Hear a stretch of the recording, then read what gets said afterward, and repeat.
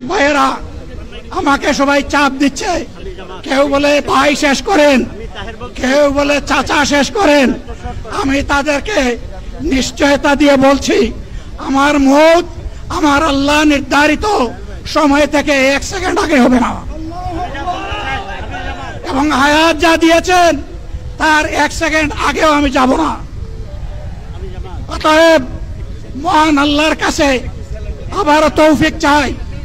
আপনাদের কাছে যে কষ্ট হয়েছে আপনারা, আমি তো এখানে শান্তিতে বসাচ্ছিলাম আর চতুর্দিকে শুধু দৃষ্টি বুলাচ্ছিলাম, কি কষ্ট হচ্ছে আমার ভাইদের। প্রিয় ভাইরা, এই কষ্ট আল্লাহর জন্য। এই কষ্ট কার জন্য? ইনশাআল্লাহ আল্লাহ তাআলা আপনাদেরকে তার উপযুক্ত জাযা দুনিয়ায় দিবেন, আখিরাতে দিবেন। আপনাদের এই ত্যাগের বিনিময়ে নতুন বাংলাদেশ আমরা পেয়ে যাব। আসুন সেই নতুন বাংলাদেশের জন্য একবার স্লোগান দিয়ে শেষ করি, নারায়ে তাকবীর। আসসালামু আলাইকুম ওয়া রাহমাতুল্লাহ।